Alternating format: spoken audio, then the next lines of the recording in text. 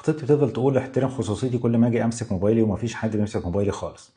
ما بين الازواج مفيش خصوصيه غير في حدود، وهنا بنتكلم عن الازواج.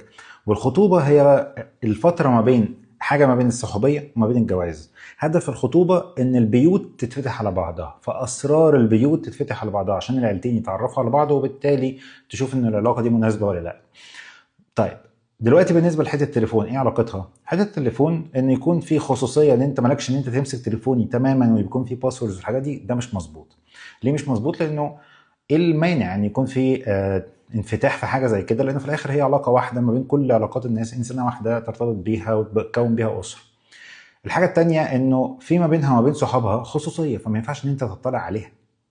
دي حقيقه، اسرار ما بينهم تعرفها ليه؟ يعني مش من حقك حتى لو انتم متجوزين.